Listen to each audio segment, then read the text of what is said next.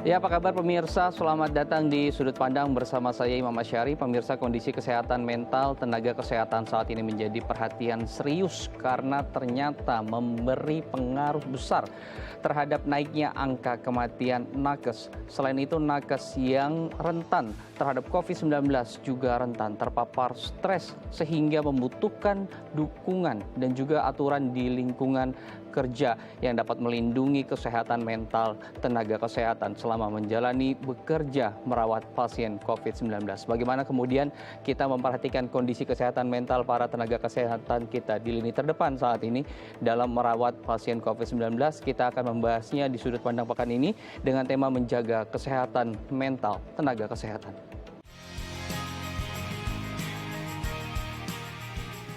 Ikatan Dokter Indonesia atau IDI melaporkan angka kasus kematian tenaga medis meningkat 5 kali lipat sejak awal pandemi tahun lalu.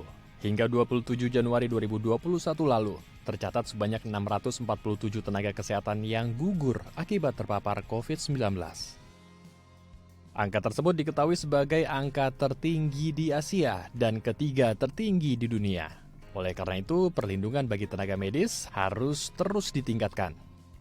Menurut Bidang Perlindungan Tenaga Kesehatan Satgas Penanganan COVID-19, sebagian besar kasus kematian tenaga kesehatan di Indonesia disebabkan karena burnout atau mengalami kelelahan mental dan fisik dalam menangani pasien COVID-19 yang kian meningkat. Dari data yang diterima, 95% tenaga kesehatan mengalami gejala kecemasan semenjak pandemi dan 49% diantaranya masuk dalam tahap sedang dan berat. Oleh karena itu, seluruh tenaga medis serta relawan yang bertugas sebaiknya mendapat perhatian khusus, mulai dari bekerja dalam shift yang tidak padat, mendapat jatah libur sebanyak 32 jam, serta mendapat pendampingan penguatan mental dan psikologis. Ya, untuk membahas tema kita hari ini, saya akan menghadirkan 3 narasumber. Saya akan sapa satu persatu. Yang pertama ada Dr. Muhammad Adib Humaydi, selaku Pengurus Besar Ikatan Dokter Indonesia. Apa kabar, dokter? Selamat bergabung. Baik, Mas Imam. Kemudian yang kedua ada Letkol TNI Laut Dr. M. Arifin selaku Komandan Lapangan RSD Wisma Atlet Kemayoran. Selamat bergabung, dokter. Terima kasih, Mas. Baik. Selamat. Sehat selalu. Kemudian ada Dr. Ali Lamuri selaku perwakilan dari tim penelitian FKUI dan IDI. Selamat bergabung, Dr. Ali. Terima kasih Pak Imam. Baik, saya akan mulai ke narasumber yang pertama. Saya akan mulai dari Pak Arifin. Pak Arifin, boleh diceritakan sedikit bagaimana saat ini kondisi nakes kita di sana dan juga kondisi kesehatan mental para nakes kita yang saat ini sedang bertugas? Untuk nanti Maret tanggal 23, kita genep 1 tahun Ya. berada di Rumah Sakit Darurat COVID-19 Wisma Atlet ini. Dan kondisi dari rekan-rekan seluruhnya ini kan dari awal juga silih berganti sebenarnya.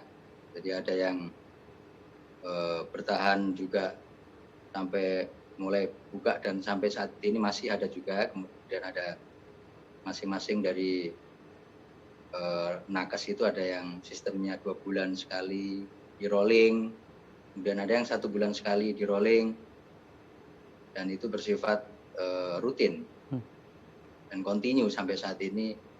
Jadi orang-orang yang rata-rata orang-orang yang pernah berdinas di sini dari awal, kemudian diulang lagi seperti itu, dan sampai saat ini alhamdulillah tidak ada masalah yang berarti, Mas.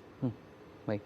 Kita kan tahu nih, Dr. Arifin, kalau nakes yang bertugas saat ini harus melakukan pemeriksaan secara protokol kesehatan, terinfeksi atau tidak begitu ya. Tapi kemudian ada juga beberapa faktor, salah satu adalah kesehatan mental yang saat ini menjadi perhatian bersama begitu. Bagaimana kondisi teman-teman nakes di sana dari sisi kesehatan mental, dokter? Apakah ada misalnya aduan-aduan terkait mereka mengalami kesehatan mental yang menurun, lebih stres, mudah emosi, rasa empatinya berkurang begitu ya karena penuhnya pasien di sana dan jadwal perawatan begitu ketat? Kita punya ada tim psikologi TNI gabungan di sini.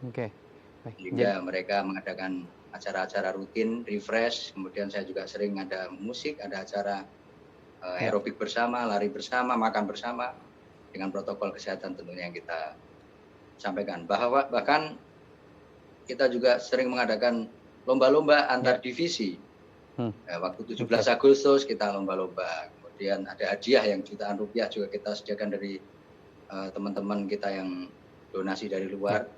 Itu salah satu untuk membuat mereka fresh, dan memang kita harus selalu membuat mereka seperti itu sehingga tidak ada monoton di sini. Baik, saya mau ke Dr. Adib. Dr. Adib, kita melihat saat ini angka kematian nakes kita cukup tinggi begitu, dan juga ada kekhawatiran tidak hanya permasalahan infeksi, tetapi juga masalah kesehatan mental yang kemudian harus kita perhatikan bersama. Sebetulnya apa korelasinya sih, Dr. Adib, antara tadi kesehatan mental mereka gitu dengan faktor mereka terpapar dan juga bahaya ketika mereka terpapar mungkin akan lebih drop jika mereka gitu memiliki kesehatan mental yang bagus. Kondisi yang sekarang ya, kalau kita bicara kondisi yang meninggal, bisa kita katakan di rilis yang terbaru tanggal 2 kita ada 303 dokter. Total tenaga kesehatan di akhir Januari 647. Tapi itu kemudian sampai sekarang bertambah. Bahkan di data sementara sampai tanggal sekian untuk dokter saja sekitar 312.